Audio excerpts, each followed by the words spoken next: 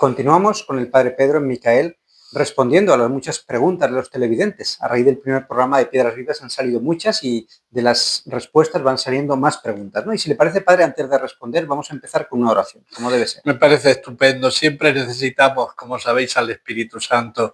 Sin Él, todo lo que oigamos o leamos nos sirve de poco. Entonces, si no os parece mal, hacemos 3 veces esta oración que solemos hacer. Ven, Espíritu Santo, ven por medio de la poderosa intercesión del Inmaculado Corazón de María, tu amadísima esposa. Ven, Espíritu Santo, ven por medio de la poderosa intercesión del Inmaculado Corazón de María, tu amadísima esposa. Ven, Espíritu Santo, ven por medio de la poderosa intercesión del Inmaculado Corazón de María, tu amadísima esposa. San Miguel, ruega por nosotros. Aquí, mirad, ahí San Miguel, aquí lo tenemos con una buena espada para que la use. Me la regalaron la espada esa, la tengo ahí porque es que cuando lo compré en Roma hace ya varios años, me lo dieron como una ganga, me rebajaron el 50%. Y cuando vine vi que no tenía espada. No tenía espada, digo, bueno, típico. Y entonces, pues luego hace un año me regalaron esta espada que veis ahí y digo, pues mira, ya tienes una para usarla. Así es que ahí, por eso es el motivo de tener allí esa espada. Bueno, aprovecho este momento para que también veáis por qué y para qué tenemos esto. Y además, pues San Miguel ya veis que es el ángel de este tiempo, es el ángel del Apocalipsis, de los últimos tiempos, y él es el que dirigirá el ejército de María. Así es que le tenemos que tener un amor y una devoción muy especial. Yo llevo años que después de la misa siempre rezo la oración que León XIII hizo a San Miguel.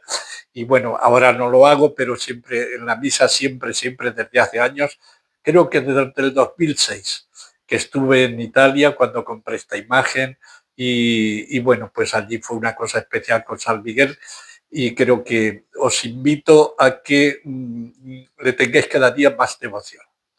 Sí, padre, estamos bien protegidos en este programa con San Miguel. Sí. Y vamos a empezar con un entusiasta seguidor que le dice: Padre Pedro, es muy grave que las nuevas normas de la Iglesia lo hayan jubilado, cuando usted debería estar predicando en todas las iglesias del mundo, en especial en la Ciudad de México, donde me temo que la mayoría del clero es masónica.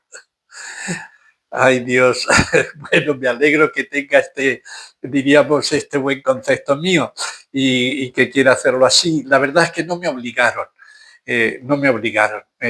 Únicamente que cuando nosotros aquí cumplimos los 75 años, pues podemos elegir o seguir en el trabajo pastoral que teníamos o al contrario, ya poder decir me dedico a otra cosa. Y el hecho de que yo ahora esté jubilado fue porque comencé un trabajo que unos años antes, pero no lo pude llevar a cabo, de las profecías y promesas no cumplidas en la Biblia sobre esta tierra. Y me acuerdo que un nuncio, un arzobispo, me dijo que eso era importantísimo que lo hiciera porque no había nada escrito. Y bueno, pues me lo había dicho, pero yo no lo había logrado. Entonces pensé que con la jubilación, pues yéndome a un sitio más tranquilo, más sereno, me podría dedicar a ese trabajo. La verdad es que, bueno, pues no salió ese trabajo, pero quizá por eso mismo, pues después salieron los cenáculos que hemos ido haciendo por internet, por este motivo, porque yo de esto no entiendo nada y nunca he tenido esta vocación. Y ahora, pues estas preguntas y respuestas, pues no se hubieran dado si no hubiera sido por esa jubilación. Y quizá ahora, por lo que estoy viendo, pues estamos llegando a muchas más personas que se hubiera seguido en la parroquia donde estaba. Entonces, los caminos de Dios, la verdad es que son mis caminos no son los vuestros, decía Jesús, y él hace a veces un quiebro, parece que vuelve para atrás o parece que no vas a hacer nada y luego ese es el camino para que llegues a más personas. Pues le agradezco su generosidad conmigo, y le pido que rece para que esto que hacemos aquí, que llega, pues, por lo que sé, a muchos sitios, a México, a Argentina, a varios países del mundo, pues si es para gloria de Dios, que llegue cada día más, y si no, pues que esto se corte, porque no buscamos otra cosa nada más que Dios sea glorificado, el bien de las almas, el triunfo de la Iglesia, pues eso, que la aceleración de los cielos nuevos y la tierra nueva. De todas, muchas gracias, y le pido, rece mucho por mí y por este canal, hasta que Dios quiera. Vamos ahora con un comentario profundo, denso, que vamos a leer despacio para que usted y los televidentes puedan asimilar. Dice este lector, ¿no? Bueno, televidente. La cabeza de la Iglesia es Jesucristo. El cuerpo místico puede estar enfermo, casi agonizante, pero la cabeza mantiene viva a la Iglesia y nos recuerda que la Iglesia está formada por la Iglesia triunfante, la Iglesia purgante y la Iglesia militante. Así que conforme al punto del Catecismo 675, la Iglesia militante puede desaparecer, pero permanece la Iglesia triunfante y la purgante, a las cuales el demonio ya no puede hacer nada. Bueno, él puede desaparecer, incluso podría ser hasta discutible, de cierto modo. Por supuesto que le doy las gracias. Primero, le tengo que agradecer a quien hace esta pregunta que se preocupa de leer el catecismo, y eso lo debemos hacer todos. Creo que para los tiempos que estamos, pues son tiempos también, como he dicho antes, un poco particulares, donde más que nunca pues la religión, sobre todo la católica, ha recibido, diríamos, ataques, sobre todo intelectuales, como nunca. La Iglesia, más que la Iglesia, la jerarquía, o nosotros, los sacerdotes o los cristianos, no hemos sabido defender la fe. Y entonces muchísima gente que a lo mejor ha hecho la comunión y la confirmación, nada más que ha llegado a la universidad, ha perdido la fe. No sé cómo decir. Entonces nos ha faltado mucha formación profunda de la fe para poder defenderla. Tenemos que dar razón de nuestra fe. Eso es un mandato del Nuevo Testamento, de los apóstoles de Jesús. Tenemos que dar razón de nuestra fe y tenemos que predicarla. No puedo yo predicar el mandato de Jesús y por todo el mundo a predicarlo todo lo que yo os he enseñado si no lo conozco. Por tanto, un cristiano que se llame cristiano y que no conozca y no haya leído y no trate de meditar el Evangelio, pues hay que reconocer que es un cristiano a medias, un cristiano bastante tibio. Y yo me maravillo, por ejemplo, que haya muchos cristianos que están muy al día, que leen muchos periódicos, que ven muchas noticias y no han leído el Evangelio, siendo el libro que ha cambiado la historia de la humanidad. El libro más importante que hay en la Tierra, hay millones de libros. No podemos leerlos todos. Con mucho, el más importante, aunque sea el más pequeño, es el Nuevo Testamento, pero con mucho. Entonces tenemos que hacerlo así. Y luego, como además nosotros tenemos una lectura del Nuevo Testamento comunitaria, no individual solamente como hacen los protestantes, que cada uno interpreta la Biblia, que es un libro difícil, pues a su modo, y como es un libro difícil, interpretan a su modo, por eso se explica que haya más de 50.000 comunidades, diríamos, protestantes. Pues eso indica hasta qué punto la Biblia, en vez de hacernos fiel, les está haciendo mal en este sentido. Y nosotros tenemos el catecismo, que es la interpretación eclesial del Nuevo Testamento, de la Biblia. Y ahí sabemos que tenemos la garantía del Espíritu. Por eso me alegra mucho que usted pues lea y creo que eso es ejemplar. Tenemos que estudiar cada día más todo lo que es nuestra Iglesia. Pero le decía incluso en la cuestión de la visibilidad, mientras que haya aquí en la tierra, porque la Iglesia, como usted dice, como dice la Iglesia, el catecismo, la Iglesia triunfante, la purgante y también la militante. Y me acuerdo que en una entrevista que hacía el Pablo VI, le hizo Jan Guitton, dijo Pablo VI, dice, hoy en la Iglesia prevalece un pensamiento más protestante que católico. Esperemos que no vaya más. Dice, pero aunque quede un solo católico, allí está la Iglesia. Aunque quede un solo católico. Es como alguna necesidad, de algún cierto modo, que en la Iglesia siempre quede un pequeño gesto. Lo vemos en el Antiguo Testamento, por ejemplo, cuando en el tiempo de Elías, que solo Elías, nos lo dice Elías, que solo que he quedado yo fiel a ti, le dice Elías, y había matado a 450 profetas falsos. Era el pueblo judío que se había pervertido en la fe. había caído en la idolatría. Y ahí el Señor le hace una promesa: dejaré un pequeño resto de 7.000, da hasta el número de 7.000. Dice, ¿y cuáles serán? Aquellos que no han doblado su rodilla delante de Baal, no han sido idolátricos. Solamente aquellos que se arrodillan delante de Dios serán los que tienen aquí. Y creo que aquí, en este sentido, esto se lo tenemos que pedir mucho al Espíritu Santo. La Iglesia no va a desaparecer nunca, ni siquiera, y mientras que haya aquí en la tierra, ni siquiera en la tierra, aunque sea un católico. Pero tiene que haber alguien, porque la Iglesia es completez, es una, y también implica al que está aquí.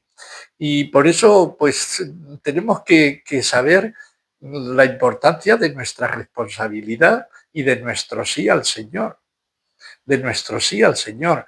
Todas las profecías nos dicen que solo quedará un pequeño resto, los 144.000 sellados que dice el Apocalipsis. Serán muy pocos, pero serán. Incluso el Apocalipsis nos habla de 2 testigos que permanecerán ahí firmes hasta que los matan, pero luego después los hacen resucitar. Es decir, estoy convencido que hasta el final, hasta que Jesús venga en gloria, cuando Él venga en gloria con todos los santos, aquí habrá un pequeño resto que le está esperando. Así es que aún en la iglesia militante esté seguro que aunque sea uno, pero yo creo que serán más, muchísimos más, habrá un pequeño resto que reciba a Jesús en gloria, que viene a la tierra para transformarlo todo, le reciba diciendo: bendito el que viene en nombre del Señor, como lo hicieron cuando entró en Jerusalén en el domingo de Ramos. Así es que ánimo, porque tendremos que vivir en catacumbas posiblemente, o tendrán que quedar restos por ahí que parecerá que la Iglesia parecerá que no vive, pero la raíz, incluso aquí, aunque sea en muy pocos militantes, en muy pocos confesores de la fe católicos, ahí estará también la Iglesia. Esa es también mi convencimiento, y creo que es acorde con lo que en sí es la Iglesia. Vamos con otro comentario. El lenguaje de este papado es ambiguo. Quiere jugar y estar bien con los dos bandos, y no se puede estar bien con Dios y con el enemigo. Efectivamente, eso ya creo que, bueno, no voy a tardar mucho en esto, porque creo que ya hemos hecho ya, han sido tantas preguntas, me quedé admirado de que ha provocado ese vídeo primero, pues ha provocado muchísimas preguntas. No sé si me dijeron 170 o por ahí, que la redujeron a 50. Pues bueno, pues agradecemos a Dios todo esto. Y creo que en algunos se han hecho varios vídeos contestando a esas preguntas, y en algún momento hemos dicho sobre esta cuestión, por esto no me quiero ahora alargar. Sin duda ninguna que con solo decir que proseguimos y ponemos como modelo prácticamente a Francisco, que ni siquiera ha sido papa, pero aun cuando lo hubiera sido para algunos, para mí estoy convencido que no, pero vamos a dejar que fuera lo que sí está clarísimo y que es indiscutible, que ha sido herético y que no ha hecho ningún bien a la Iglesia, al contrario, la ha llevado a la plena confusión. Entonces, tomar la antorcha de Francisco es destruir la Iglesia. Entonces, no se puede, no se puede.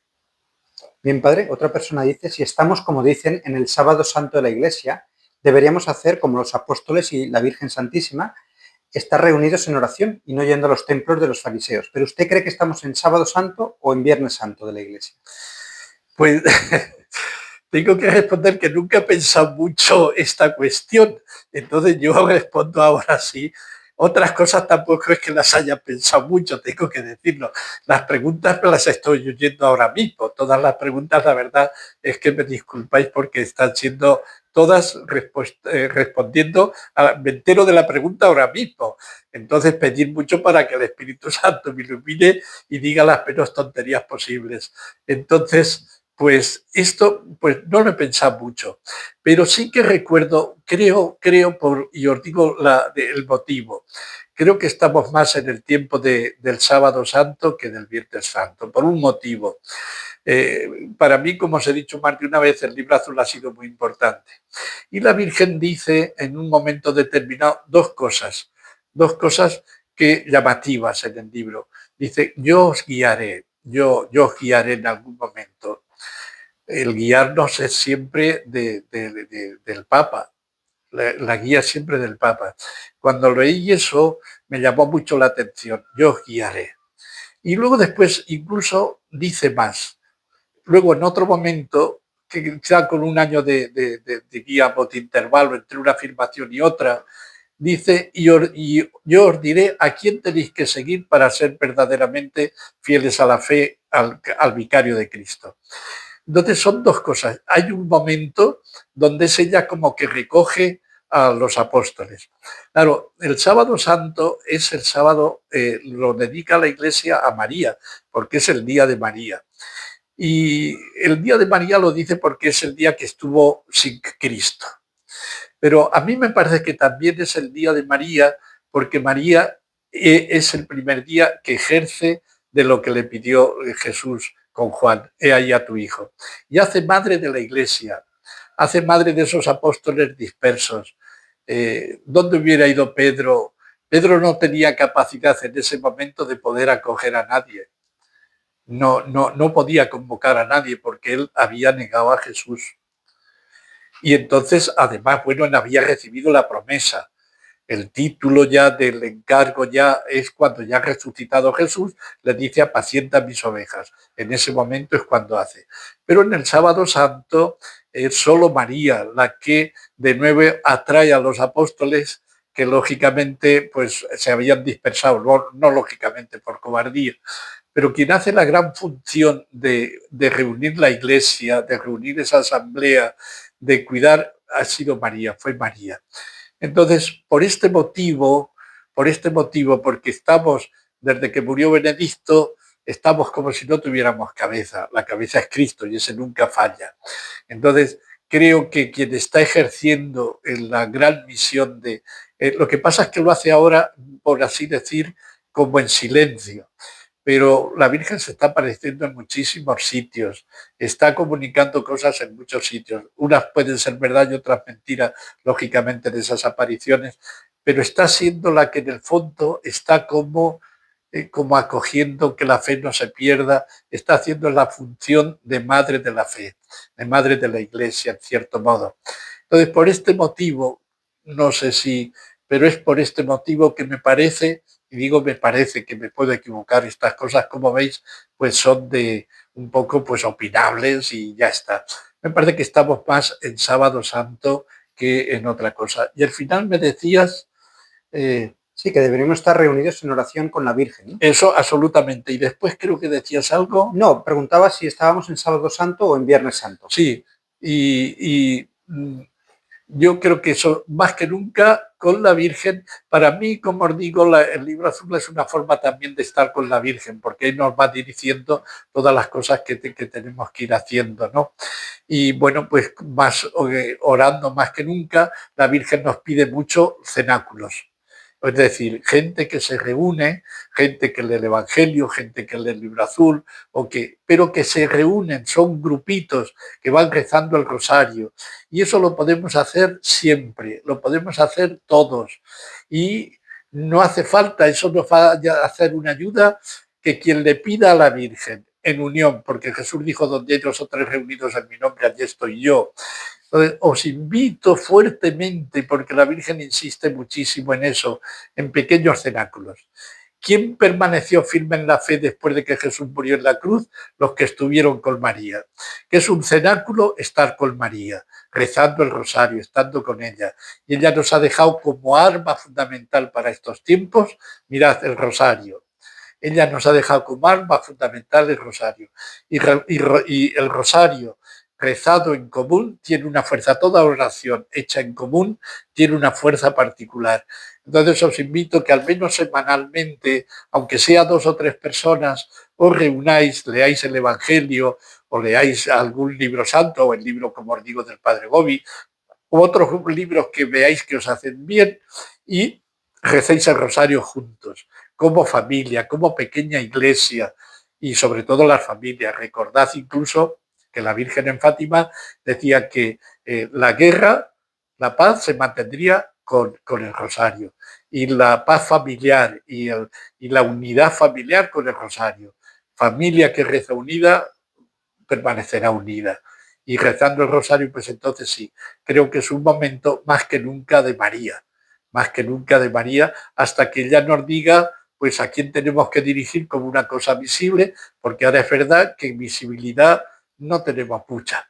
Hay que pedir al Señor que nos diga a quién tenemos que seguir, pero eso cuando el Señor quiere, como el Señor quiera, pero es necesario eso. Y mientras tanto, rezando a María y pidiéndole, Madre, que no salgamos nunca de la verdadera iglesia, Madre, que nos amemos como tú quieres que nos amemos y que no nos perdamos la verdadera fe nunca jamás. En otro comentario dicen, padre, que la jerarquía que no sigue la buena doctrina debería irse de los templos, pero esto no es lo que está profetizado, es al revés, ¿no? Nos echarán de los templos. Esto me hace recordar lo que dijo San Atanasio, que sabéis que lo he puesto más de una vez de ejemplo, porque creo que de los 20 siglos de historia de la Iglesia Católica, creo que el tiempo más parecido, no igual, pero el más parecido al que tenemos en estos momentos es el tiempo de los arrianos, y donde hay una figura que descolló portentosamente fue San Atanasio, que el pobre tuvo que sufrir, pues tuvo que subir exilios, le quitaron de su diócesis, hubo sínodos que le condenó, que le puso verde, que rompía la unidad de la iglesia, que era un soberbio, y al final fue el que salvó la fe.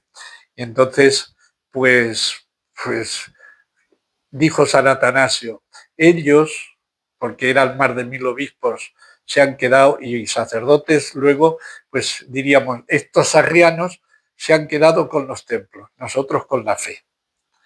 Entonces, pues creo que en este momento mirar a San Atanasio, ver ese tiempo, nos puede ayudar un poco a comprender esto. Y decir, por eso lo importante no es el templo, es la fe que nos reúne, es la verdad. Y si nos echan del templo por defender la fe católica que está en el catecismo, no es una opinión, sino la que ha dicho la Iglesia siempre durante 2000 años, nos echan, pues nos echarán por la fe, nos quedaremos con la fe y ellos con los templos, pero el templo sin fe no sirve para nada. Lo que salva no es el templo, es la fe. Bien, padre, y vamos con la última pregunta por ahora, aunque seguiremos en próximos programas respondiendo a los televidentes. Sí. Dice una persona, como consecuencia de la reforma litúrgica, puede constatarse que los católicos que asisten a la misa se han vuelto protestantes, como lo predijo Monseñor Lefebvre. La nueva misa será válida pero envenenada. Usted, padre, celebra el Novus Ordo. ¿Qué piensa de esta misa? Bueno, primero que se volverán todos protestantes. Yo creo que no. Yo llevo toda la vida, prácticamente, no sé si he dicho una sola vez, no, prácticamente, nunca he dicho prácticamente, no sé si una vez en un sitio donde solo tenían esa misa pude decir esa es la misa incluso, pero nada, no pues prácticamente toda mi vida, más de 50 años de sacerdote, he dicho siempre el Novus Ordo y hay una cosa que también a mí me dio también mucha tranquilidad, o sea, esa afirmación de que todos son protestantes, no. Por ejemplo, el padre Gobi, el Juan Pablo II, son protestantes, no podemos decir. Todos han dicho la misa. En el libro azul, que como no me cansaré de nombrarlo, ahí dice la Virgen una cosa, un detalle muy precioso. Cuando estaba en varias ocasiones allá en Italia, donde teníamos un encuentro internacional, pues sacerdotes del movimiento sacerdotal mariano, con el padre Gobi. Y pues éramos 250, cerca de 300 sacerdotes y 30 y tantos obispos. Y allí solo decíamos una misa soletísima, cantando solemne, tardaba la misa, pero preciosa, era preciosa. Y lo hacíamos una sola misa. Sabéis que en la misa del rito tridentino, del tripoto de siempre, los sacerdotes no pueden concelebrar. Y la Virgen dice, cómo me alegra que veros unidos, reunidos, viendo la concelebración. Entonces, según el libro azul, el nuevo rito no es protestante, aunque tenga influencia protestante, porque lo fundamental incluso, si recordáis un poquito en el Concilio de Trento, lo fundamental de la misa es la transustanciación. Eso es lo que puso el acento Trento. Lo fundamental de la misa no era el otro rito. Trento recogió prácticamente, la misa de Trento es misa apostólica porque corrigió muy poquitas cosas del rito anterior y entonces es la misa de siempre. Pero donde pone el acento, donde está el núcleo de la misa católica es que el pan y el vino se convierten en lo que llamamos con la palabra transustanciación. Eso es una sustancia de pan y ahora se convierte en el cuerpo de Cristo. Eso es una sustancia de vino y ahora se transustancia y ya no es más vino, se convierte en la sangre de Cristo. Y eso es con mucho lo más importante de la misa, con mucho. Luego puede ser más bonita, puede ser más, diríamos, más que te eleva hacia el cielo la misa, diríamos, de siempre, que durante siglos. Pues yo comprendo que haya mucha gente que vaya a esa misa, pero de ahí a decir que esta otra misa, el Novus Ordo, que no vale, que es protestante, no tiene influencia, pero no es protestante, porque la esencia de la misa, que es la transustanciación, como digo, ella no lo tienen los protestantes. Para ellos no hay transustanciación. Para ellos lo que hay es símbolo, recordatorio, pero no hay realidad. Entonces, ellos por eso no tienen sagrarios. Nosotros, aunque es verdad que se han retirado los sagrarios a sitios de menor importancia, antes estaban siempre en el centro y habría que volvernos de nuevo al centro, pues, pues es verdad, pero seguimos teniendo sagrarios. Nuestras iglesias todavía, aunque menos que antes, eso es verdad. O sea, tenemos que decir que tenemos que recuperar muchas cosas, que a veces es como nos pasamos de un extremo a otro y nos hemos podido pasar en ciertas cosas. Pero, y luego además ha habido abusos que han sido abusos. Cuantísimas veces ha habido sacerdotes que han hecho su propio canon, pero eso es un abuso, no se debe. Entonces, no podemos tampoco confundir los abusos que ha habido con el mismo rito. No sé cómo decir. Creo, no sé si esto vale. Si es necesario más, yo te sigo diciendo sobre esto más. Bueno, padre, pues no, por ahora no. Si quiere, antes de la bendición final, no sé si quiere añadir algo más, algo que el Señor me inspire. Pues no se me ocurre mucho. Yo comprendo en este sentido que ha salido, porque es que veo que muchas veces vienen estas preguntas, que hay verdadera inquietud, si la misa del Novus Ordo es verdadera o no es verdadera, si puedo ir a ella o no puedo ir a ella. Yo os digo, pues no puedo deciros que yo sigo diciendo el rito del Novus Ordo, no puedo decir otra cosa, prácticamente no he hecho otra cosa en mi vida y he visto que muchísimas diríamos, pues eso, desde Benedicto a Pablo VI, a Santos o el Padre Gobio, en fin, que en este sentido creo que no hace falta insistir más.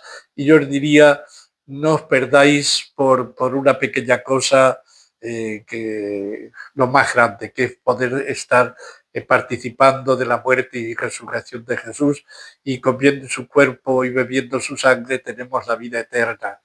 Entonces, pues ahora pues tendremos que tener un poco de paciencia y ver hasta qué punto pues el Señor después nos ilumina. Pero y basta. Es importante, padre, en la misa comulgar en la boca y de rodillas, ¿no? Para mí sí, para mí el comulgar en la boca y de rodillas, mira, aunque sea, no quiero hacer propaganda de lo mío, porque no, pero recuerdo que hace unos años, creo que fue en el año 17, saqué un pequeño folleto porque me dijeron, sácalo, y yo ni había pensado, un pequeño, ¿por qué arrodillarse? Me acuerdo que piensa, ¿por qué arrodillarse? Y en ese por qué arrodillarse nació por un motivo muy tonto. Me acuerdo que un sacerdote bueno, devoto, pues bien, me dijo, dice, es que eso de arrodillarse es de la Edad Media. Y a mí me llamó la atención, como que es de la Edad Media.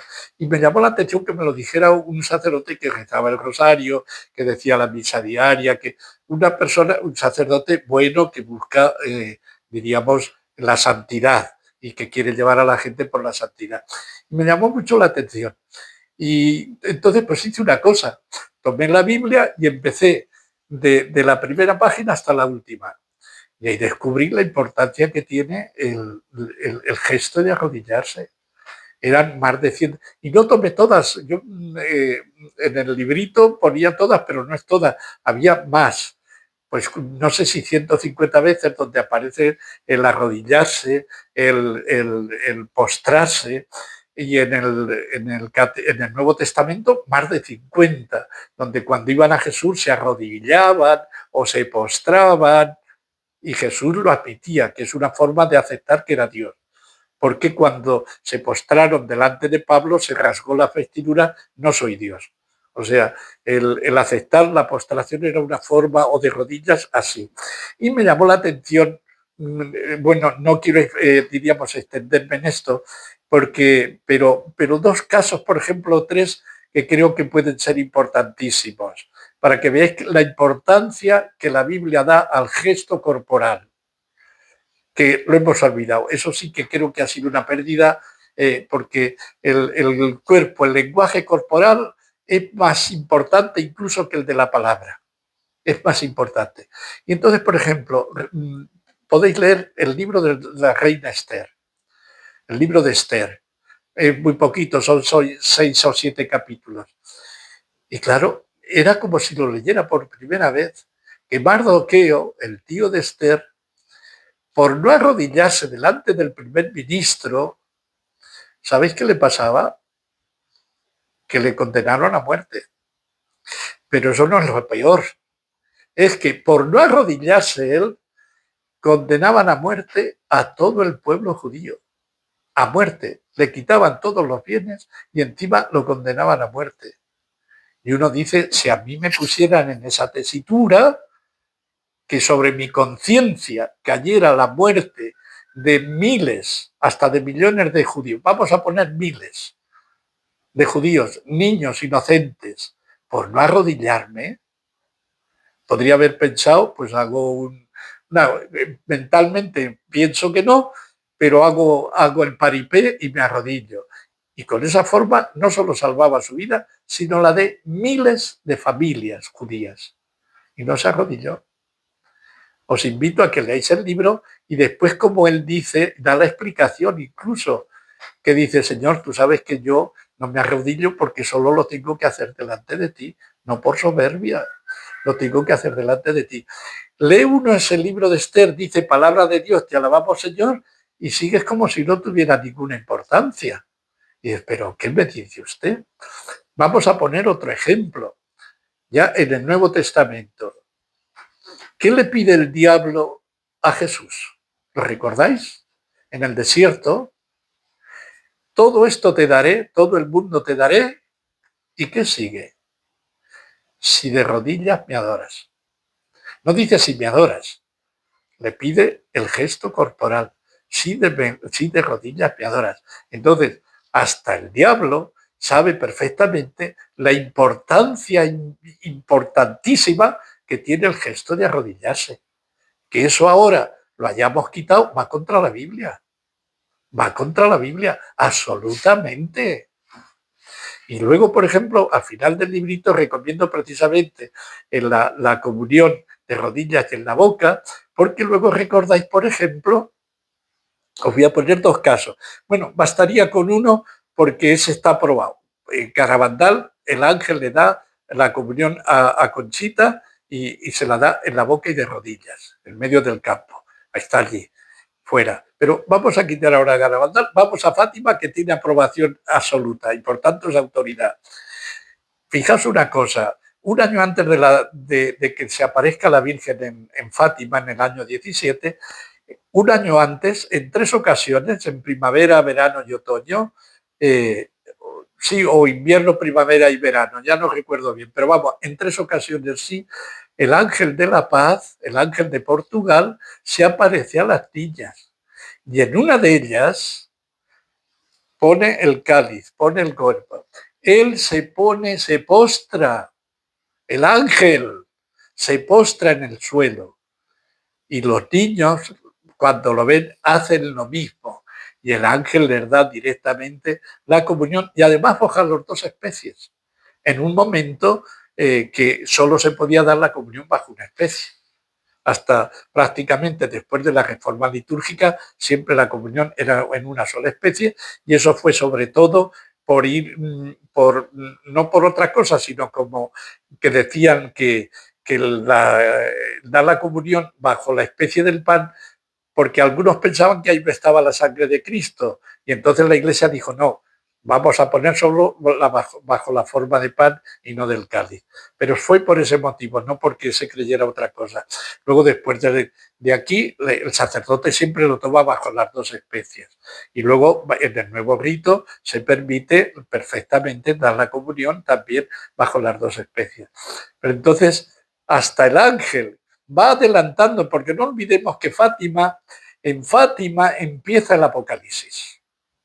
La mujer vestida de sol, el milagro del sol, nunca lo olvidemos, no es solo para decir que los niños son verdaderos, que lo que han recibido son verdaderos, es verdadero, y la Virgen hace un milagro grandioso, no. La Virgen explica que eso fue para decirnos que ella era la mujer vestida de sol. La mujer vestida de sol. Por tanto, comenzaron estos últimos tiempos y como el cielo nunca da puntada sin hilo, todo tiene un motivo y un para qué, y el cielo ve siempre no solo el momento este, sino lo que va a venir después, manda al ángel y la Eucaristía es una de las partes fundamentales del mensaje de Fátima, que solo hemos olvidado. Y ahí quien nos lo expresó y nos lo puso incluso de una forma visual, no solo auditiva, sino visual, es el ángel de Portugal, y cómo le dio la comunión a esos niños. Ojo que estamos en un tema que a mí, que incluso dice, hay el que no es de fiar en lo poco, no es en lo mucho. Y cuidado que la importancia de lo poco, la importancia de lo pequeño. Lo pequeño tiene mucha más importancia de lo que parece. Yo estoy convencido, me acuerdo que en algún momento en esto de lo pequeño, yo recuerdo, por ejemplo, un ejemplo que puede ser, diríamos, evidente. Herodes, ¿por qué mató a Juan? ¿Por qué mató a Juan? Pues vemos que el mismo evangelista dice que Herodes escuchaba a Juan con atención, a pesar de que le pegaba los palos que le daba con motivo de su matrimonio. Y le estimaba. Y cuando luego la hija de Herodías le pide la cabeza de Juan, él se entristeció, pero por miedo o por como había dado ya una palabra, manda a cortar la cabeza, pero se entristeció. ¿Qué le pasó a Herodes? Pues posiblemente una copa de más. Posiblemente una copa de más. Si no hubiera bebido 2 copas de más, no hubiera hecho esa promesa de que le agradó como estaba bailando la hija de su mujer y le ofreció medio poder. Todo lo que me pidas te lo doy. Todo lo que me pidas hasta medio reino. Entonces, yo he conocido gente que por una copa de más ha perdido herencias, ha perdido matrimonios, ha perdido tantas cosas. Lo que podemos hacer por una copa de más. Cuidado con lo pequeño. Y en la fe, cuidado con lo pequeño, porque por ahí pueden entrar muchos males. Y me acuerdo que puse otro ejemplo, recuerdo que en Nueva York, para que veáis la importancia de lo pequeño, en todos los órdenes, y con esto creo que ya doy por finalizada esta respuesta. Recuerdo que hace unos años en Nueva York tenía un índice de criminalidad enorme, puede ser hace 20 años o por ahí, o 15, no recuerdo bien, pero un índice de criminalidad, nada. Por más que aumentaban la policía, por más que no, seguía aumentando la criminalidad. No sabían ya qué hacer y entonces vino un experto de California y les dijo, no, cambió por completo el criterio. ¿Qué pasaba? Que como había tanta criminalidad, la policía solo se dedicaba a lo grande, a lo gordo, a los crímenes y descuidaba las pequeñas cosas. Y vino esto y dijo, no, hay que empezar por evitar los grafitis, los pequeños robos, cualquier mediana violencia. Vamos a dedicarnos a lo pequeño. Pues fue crucial.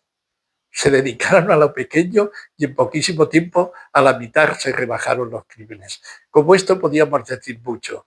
Entonces en la iglesia no es cualquier cosa eso de la comunión de rodillas y en la boca. no es cualquier cosa. Incluso la liturgia nos dice, en Estados Unidos cuando estaba allí, todo el canon está de rodillas. Y aquí se dice que al menos en la consagración. Y en muchísimos sitios no se hace esa cuestión. No se cumple ni siquiera la ley que dice novus ordo. Entonces, hemos olvidado esto y esto nos ha traído unas consecuencias nefastas. Que además, si no recuerdo mal, era una de las cosas que tenían los masones. Hagamos que la gente comulgue de pie y en la mano y con eso nos cargamos la iglesia. Con pequeñas cosas. Cuidado, cuidado con lo pequeño. Bueno, creo que con esto es suficiente. Bien, padre, tras esta reflexión tan importante de cómo debemos recibir a Dios con qué dignidad y veneración, ¿no? Lo tenemos que hacer, pues bueno. ¿Y por qué? ¿Y por qué? ¿Por qué? Que es lo importante. ¿Por qué de rodillas y en la boca? Pues le pedimos ya la bendición final y seguiremos en otros programas. Además, fíjate lo que dice cuando nos ponemos, cuando vamos a acercarnos, ¿qué nos dice el sacerdote? Este es el cuerpo de Cristo. ¿Y nosotros qué decimos? Señor, no soy dicho de que entres en mi casa, de que tú entres en mi casa. ¿Cuál es el gesto que representa mejor eso, esas palabras? ¿De pie?